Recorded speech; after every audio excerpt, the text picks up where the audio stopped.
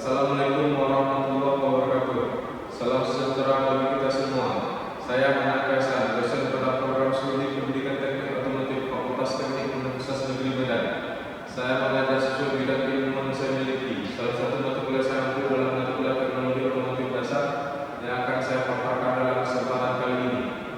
Mata kuliah teknologi otomotif dasar merupakan mata kuliah inti yang didapat di semester ganjil, yaitu pada semester 1. SKS pada mata kuliah ini berjumlah 2 SKS teori.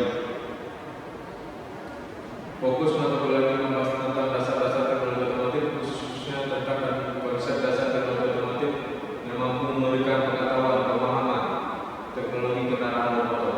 Setelah mengikuti perkuliahan teknologi otomotif dasar ini, mahasiswa diharapkan memiliki pemahaman, pengetahuan, sikap, dan daya inovatif dalam bidang teknik otomotif yang mampu diaplikasikan untuk pengembangan teknik otomotif. Cakupan dalam mata kuliah teknologi otomotif dasar ini meliputi isu strategis bidang otomotif, transportasi darat, spesifikasi teknik kendaraan bermotor, besaran sebuah motor, teori pembakaran, inovasi terbaru bidang teknik otomotif khususnya pada kendaraan bermotor. Sebagai upaya dalam mencapai pembelajaran tersebut, saya menggunakan beberapa buku referensi, di antara yang pertama buku Motor Vehicle Engineering Science Provincial karang Zemit, 2 buku Toyota New Start Engine 1, 2, dan 3 buku Motor Vehicle karang Garrett, 4 buku Performance Planning and Theory and Practice to Stroke karang Bell, 5 serta artikel-artikel yang mendukung dari metode pembelajaran. Metode pembelajaran dari mata kuliah teknologi otomotif dasar menggunakan metode DIA, yaitu Delivery Interaction and Assessment. Penyampaian materi pembelajaran yang saya lakukan dengan tatap muka secara langsung. Materi saya sampaikan menggunakan bahan layar PPT dengan penjelasan secara langsung dengan metode ceramah. Sebagai upaya meningkatkan interaksi dan karakter mahasiswa, saya selalu memberikan pertanyaan kepada mahasiswa terkait materi yang saya sampaikan di saat pembelajaran langsung. Saya juga membuka forum diskusi kelompok, dan di akhir sesi pembelajaran saya memberikan kuis kepada mahasiswa. Mahasiswa dapat menyampaikan pendapat dengan pertanyaan secara langsung jika ada bahasa yang kurang dipahami dari materi yang disampaikan. Asesmen penilaian dari mata teknologi otomotif dasar ini terdiri dari 8 poin penilaian, yaitu kehadiran 5%, UTS dan puas 45%, tugas rutin 5%, critical review 5%, critical journal review 5%, mini riset 7,5%, rekayasa ide 7,5%, dan project 20%. Berikut saya sampaikan video pembelajaran mata kuliah teknologi otomotif dasar dengan topik konsep dasar, sejarah perkembangan, penemu dan simbol dalam dunia otomotif. Mari kita simak bersama-sama. Terima kasih. Assalamualaikum warahmatullahi wabarakatuh.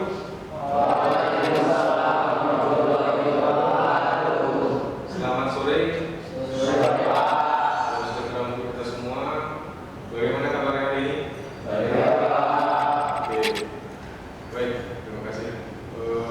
Ini adalah pertemuan kedua kuliah teknologi otomotif dasar. Ya, minggu lalu telah dijelaskan terkait dengan sistem pembelajaran, RTS, kontrak perkuliahan, sistem penilaian, dan sistem penugasan, gitu ya. Jadi sebelum kita mulai perkuliahan kita di minggu kedua ini, saya minta untuk ketua untuk memimpin doa menurut agama dan kepercayaan masing-masing. Silakan ketua memimpin doa. Sebelum belajar, mari kita berdoa menurut kepercayaan masing-masing. Berdoa kepada berdoa selesai. Sebelum masuk ke kuliahan, terlebih dahulu saya akan mengambil absen untuk adik-adik yang hadir hari ini. Pertama, Rizky Reza. Sorry, itu pagi. Ada orangnya. Rizky Arman Nanda. Oke. Zulma Fauzi. Saya. Oke. Fadli Anur. Saya. Oke. Indra Hidayat. Saya. Oke. Vincent Andreas. Saya. Oke. Sofia Pari. Saya. Oke. Randy Ardiansah. Saya. Michelle Abraham. Saya. Oke. Muhammad Rizky. Saya. Ini Muhammad Rizky Indonesia. Saya. Mantap namanya. Oke. Muhammad Asri. Saya. Oke. Alvin Nandos.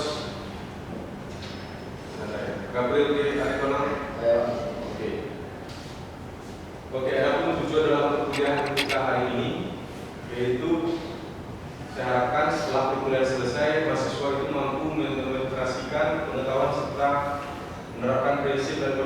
dasar terkait dengan teknologi otomotif dan juga sejarahnya, penemuannya, siapa penemu-penemu dalam bidang otomotif, serta apa-apa saja simbol-simbol yang ada di dalam bidang otomotif gitu ya.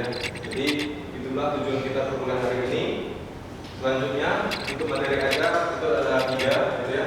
Ada konsep dasar, ada sejarah, dan juga ada penemu, dan juga nanti kita akan membahas terakhir itu simbol ya terkait dengan dunia otomotif. Simbol ini macam-macam, ada simbol dari dalam regulasi apa, simbol di jalan, juga simbol di engine, simbol listrikan, itu juga bidangnya semua gitu ya. Baik. Baik, ini adalah pertemuan pertama. Tentu kita akan membahas dulu dasarnya sekali gitu ya. Kalau kalian lihat sendiri, ini ada tabur dan ada gambar. Jadi kalau kalian lihat dulu, zaman dulu itu memindahkan sesuatu, pernah itu kan? Bagaimana cara kapal yang sudah dirakit, yang besar itu, untuk diturunkan dari darat ke laut, pernah apa? Balok kan? Supaya nggak bisa melinding gitu kan? Apa satu lagi? Piramid. Itu kan besar-besar batu ini. Bagaimana cara mengangkat? Saya kalau bikin-bikin mumi itu, memintanya pakai apa itu? Gajah ya? Besar-besar. Pernah atau belum? Baik, itulah itu teknologi apa? Orang zaman dulu memindahkan barang apapun dari titik A ke titik B itu, ya inilah apa ya? Kayu gelondongan yang digunakan untuk mengangkut barang yang berat tersebut. Kalau diangkut barang berat tak bisa, makanya mereka mengangkutnya dengan menggelindingkan, karena di situ tenaga yang kecil. Ini pertama kali menurut riset yang ada, mereka dapat ide seperti itu di tahun 3000 sebelum Masehi. 3000 sebelum Masehi. Kalau sekarang tahun 2023 berarti 5000 sebelum tahun yang lalu, gitu ya. Saking lama ya. Gitu. Dan di tahun berikutnya, di tahun 3000 sebelum Masehi atau 5000 tahun yang lalu, itu sudah ditemukan alat pemintang kotak, gitu ya. Jadi sudah mulai ada ini semacam stupa ya, yang menjelaskan bagaimana orang dulu melakukan sebuah transformasi gitu ya. Selanjutnya di tahun 1500 sebelum Masehi sudah mulai ada roda kayu yang berbentuk bulat ya. Dan sesudah Masehi ada lagi roda. Ini kalau kalian tahu ini kan delman ya. Delman ya dipakai ya. Terus di tahun 1859 baru ada roda karet. Roda karet itu muncul 1859. Kenapa? Itu di perang dunia I banyak dibutuhkan gitu ya. Maka mungkin inovator itu dapat ide, terus berkembanglah revolusi. Terus sekarang revolusi 4.0, dulu revolusi 4.1 gitu ya. Oke, ini mobil ini apa berapa ini? Ini Pak. Nah, PW. Volkswagen, ya. Nama lainnya terkenal di tahun 1925 itu Beetle. Beetle. Kalau pernah nonton film mobil yang saya hidup di matanya itu, coklat. Herbie, apa namanya? Herbie. Coklat. Oke, itulah tahun mobil ini tahun 1825 booming karena modelnya unik, ya, dan mesinnya juga. Tahun 2017, udah macam-macam mobil kan? Kan jauh itu, 1825 2017 ada 200 tahun, ya, perkembangan itu semakin canggih. Apalagi zaman sekarang, apa mobil yang paling booming sekarang ini? Tesla. Ya. Jadi kita bersedia. Ini sedikit gambaran teknologi masa depan yang kita juga tidak akan bisa memprediksi kecepatan teknologi itu untuk sekedar info aja. HP saja dalam setahun itu bisa ada inovasi-inovasi terbaru ya, sekian hebatnya. HP yang dulunya 50 megapiksel hanya 4 juta, sekarang sudah jadi 3 juta. Betapa hebatnya mereka melakukan inovasi dalam tiap tahunnya. Dan bayangkan mobil juga, kira-kira kita akan bisa prediksi ke depannya seperti apa. Ya, gitu ya. Baik, kita lanjut ke slide selanjutnya. Ini adalah, tapi maksud saya begini, di balik perkembangannya itu, ya ini adalah salah satu contohnya. Saya kalian bayangkan betapa nanti otomatisnya mobil tersebut itu. Ya, mobil itu diciptakan nyamannya, otomatisnya, dan bahan bakunya efisien. Efisien maksudnya murah, mudah, dan tidak berat. Namun tidak mengurangi faktor keselamatannya, gitu ya. Itulah kurang lebih. Ini kita membahas bahan tadi ya, mengulangi. Baik, selanjutnya ada yang tahu foto ini siapa? Oh, Randy. Siapa kira-kira bapaknya? Penemu apa itu? Bapaknya? Penemu Nicholas August Otto, Pak. Nicholas August Otto.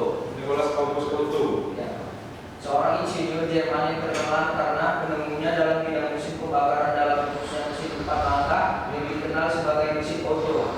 Oke, mesin Otto. Berikut adalah sejarah singkat tentang Nicholas August Otto, pencipta mesin Otto pada tahun 1864. Ya. Otto dan Lambert berhasil menciptakan mesin pembakaran dalam yang revolusioner. Mesin ini dikenal sebagai atmosphere gas engine atau mesin gas atmosferik. Ini adalah salah satu mesin 4 langkah pertama yang menggunakan siklus Otto. Atau penemu motor bensin pertama 4 langkah, ya, di tahun 1870. Ya, sudah dijelaskan oleh Randy secara lengkap tadi. Berarti Randy sudah minggu lalu sudah melihat sedikit terkait apa yang akan kita pelajari minggu ini, gitu ya. Namanya dasar-dasar tentu yang kita bahas tentang penemu, ya, penemu dan apa yang sudah ditemukan. Selanjutnya ini kira-kira nama bapaknya siapa pada yang sudah dijawab? Siapa namanya? Belum Christian tapi sebab. Nah, nama kamu? Andi Christian sama. Oke, silakan. Apa informasi yang mungkin memberikan terkait bapak? Siapa nama Rudolf? Rudolf kan? Diesel. Oke, apa itu? Seorang insinyur Jerman yang terkenal sebagai penemu mesin diesel. Penemuan mesin diesel pada tahun 1892. Diesel mempatenkan desain mesin yang disebut mesin diesel. Ya. Mesin diesel beroperasi dengan prinsip kompresi panas yang sangat efisien. Hal ini memungkinkan penggunaan bahan bakar yang lebih murah dan efisien daripada mesin pembakaran biasa yang umum saat ini. Oke, baik. Terima kasih. Siapa namanya? Dino Christian sama. Jadi ini adalah Rudolf Carl Diesel. Tahun berapa ditemukan teknologi? 1892. Itu 10 tahun dari penemuan motor bensin pertama, kan? Jadi teknologinya kenapa dua ini yang saya masukkan di awal. Oke, selanjutnya kita masuk ke simbol, ya, materi simbol. Kira-kira ada yang sudah tahu simbol-simbol dalam kecil kamu pernah belajar? Silakan coba, nanti saya minta acak ya. Mungkin masih ingat mungkin ya, refresh belakang.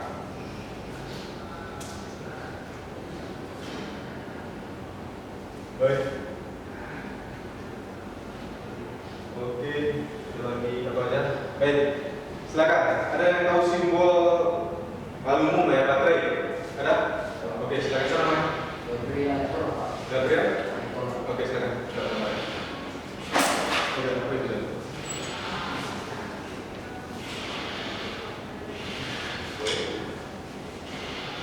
Baterai.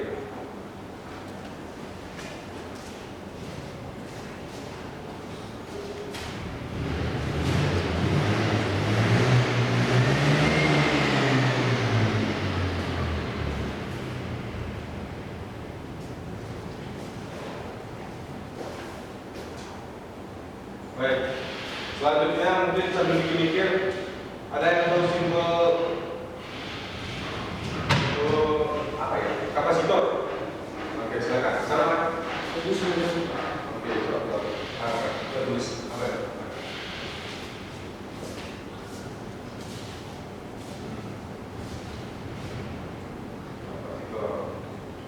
Mana tulisannya? Ya, oke, selanjutnya gambar dioda, kira-kira masih ingat? Ya, Pak. Oke, maju depan. Apa namanya? Dino Christian sama. Makasih ya. Di mana saya? Di mana Pak? Dino Christian sama. Oh. Selanjutnya sambil Aldino lampu. Nah, silakan.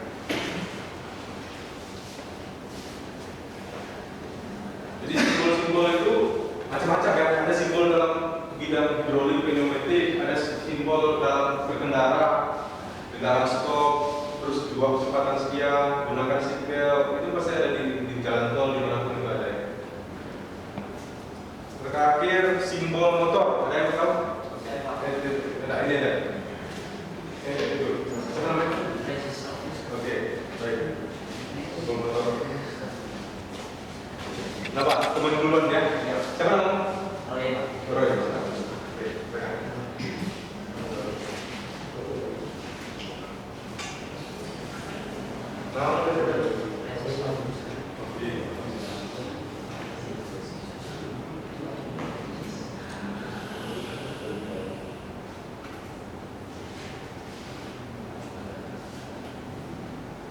Oke, semua gambarnya sudah tepat ya.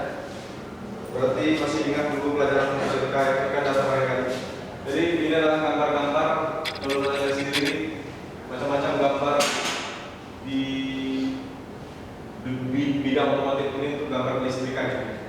Ada drone, ada gambar klakson, ada gambar sistem biodaziner, lengkap. Jadi semuanya memiliki fungsinya ya, dan itu pasti nanti bermanfaat untuk sistem-sistem yang lain. Nanti kalau kalian mau pelajaran selanjutnya setelah ini ada nama listrik elektronika dasar. Berapa yang itu sekarang? Ada yang beli listrik elektronika dasar? Pak Duki. Ya, Pak Duki dosen kan? Tadi apa bilang? Ya kan? Habis kan? Pasti ingat itu. Pak Duki dosen. Ya. Nanti setelah itu ada nama lagi listrik elektronika lanjutan apa? Listrik elektronika otomotif. Itu lanjutan dari LED ya, listrik elektronika dasar. Baik, ini kalau tadi di bidang kelistrikan dasarnya, ini simbol dalam lampu indikator dalam kendaraan ya.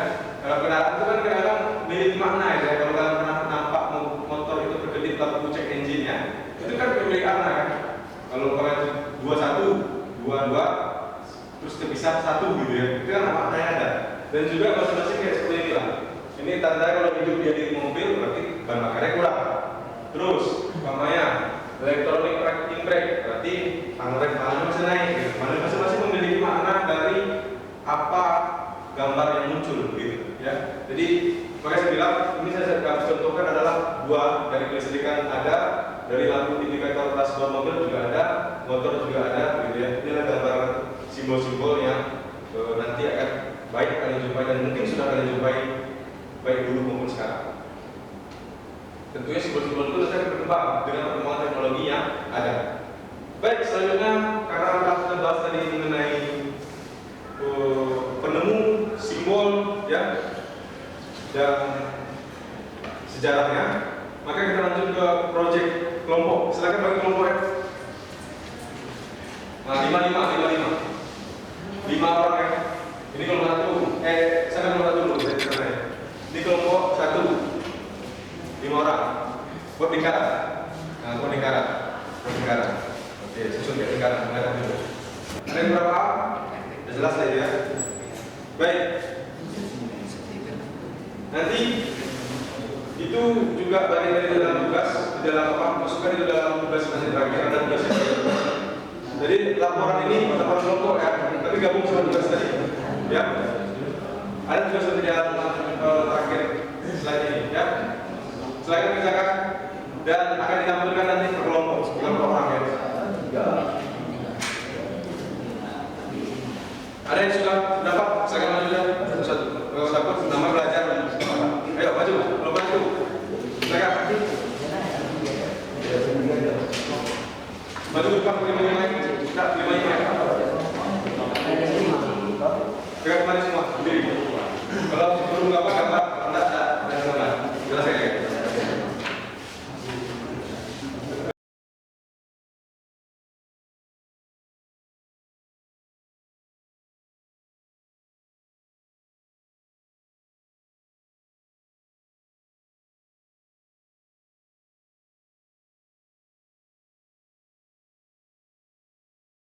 Ayo. Meskipun nomor terakhir maju ke depan, nah itu bagus. Oke, kita gambar dulu ya. Atas saya menggambar lagi supaya cepat. Bolanya menggambar lagi.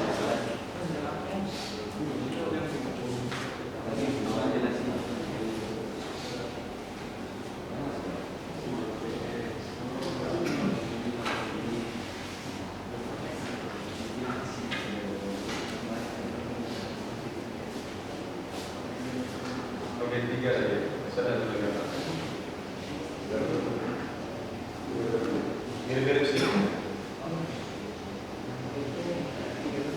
Ya, dengan sampai ini supaya mudah orang apa.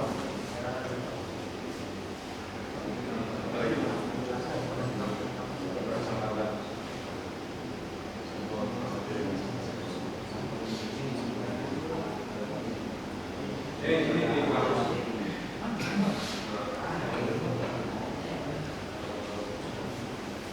Sambil kelompok 4 maju, silakan yang lain persiapkan.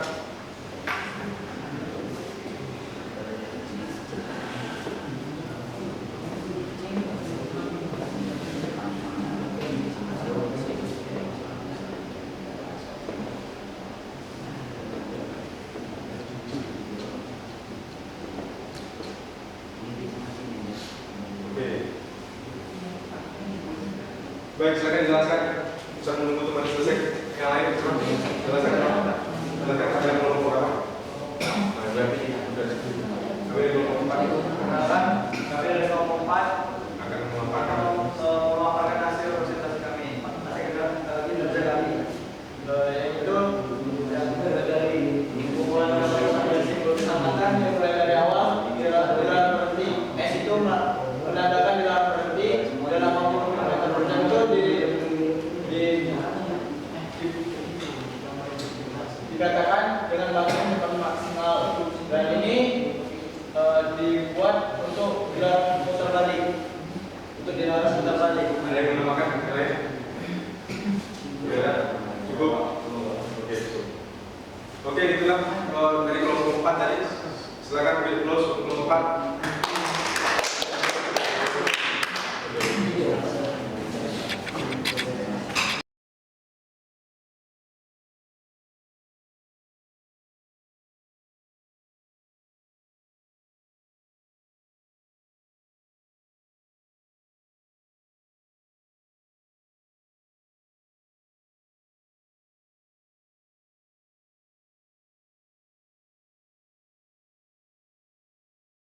Oke, baik. Tadi telah sama-sama kita bagi kelompok dan diskusikan bersama terkait dengan permasalahan, ya gitu ya. Jadi simbol-simbol yang ada fungsinya seperti apa, dan umum selain yang saya jelaskan dan itu telah dijelaskan oleh teman-teman kalian sendiri, dan tentunya sudah detail ya. Nanti mereka akan nanti tugasnya kelompok tadi silakan dilampirkan juga ke dalam tugas individu, gitu ya. Meskipun sama, ya, itu namanya tugas kelompok kan. Kalau individu itu kerjanya sendiri ya. Baik, selanjutnya, kita masuk ke kuis, ya. Saya kirim link kuisnya, silakan dikerjakan serentak, gitu ya. Buka sama-sama ya.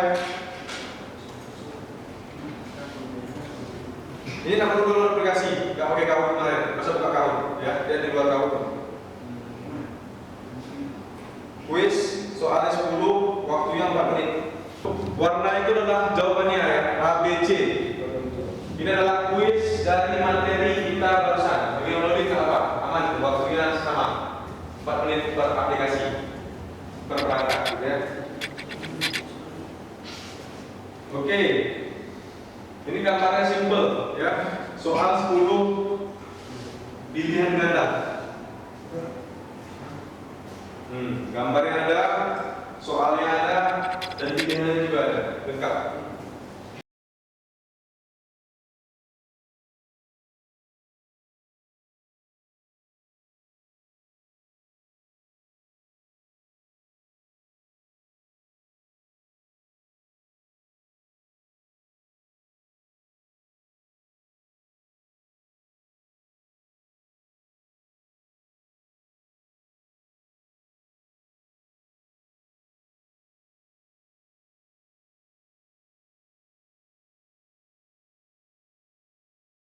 Tadi sama-sama sudah selesai semua ya? Oke. Ini kira-kira jawabannya siapa? C. A. Hah? B. Siapa? Siapa jawabannya? B atau A? A. Ya, benar sekali. Ada yang benar semua tadi? Gak ada. Apa yang diaktifasi dari ini? Simbol airbag. Siapa? B. C. Paling banyak B. Oke. Benar.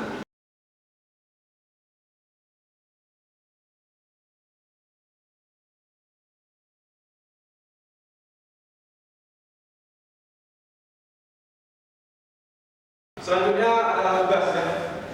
Tugas untuk minggu depan. Jadi tugas minggu depan ini dikerjakan per individu. Coba rangkum apa materi kita hari ini ya, semacam feedback ke belakang. Materi kita apa hari ini ditulis tangan ya, menggunakan kertas APS ya. Diupload nanti melalui Sibda, nanti Sibdanya akan dibuat oleh ketua. Begitu Pak. Menurut saya. Boleh kalau begitu. APS juga boleh. Yang penting tulis tangan. Difoto, di scan gitu ya.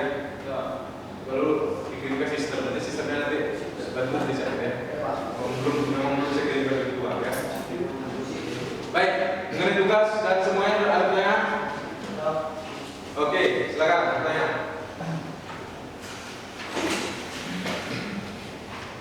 Bagaimana Pak perkembangan teknologi otomotif ke depannya Pak? Oke, baik. Apakah mungkin semua kendaraan menjadi listrik? Oke, baik. Terima kasih. Siapa namanya? Indra Hidayat Pak. Indra Hidayat. Oke, bagus. Jadi, bagaimana perkembangan teknologi otomotif ke depan ya? Apakah karena regulasi pemerintah kita sudah mengarah listrik? Apakah kemungkinan sudah listrik? Bisa jadi, ya. Jadi, kalau kita lihat perkembangan teknologi otomotif ke arah listrik sangat besar kemungkinan, termasuk untuk kompetisi. Kalau kalian pernah dengan KMHE, proses mobil hemat energi.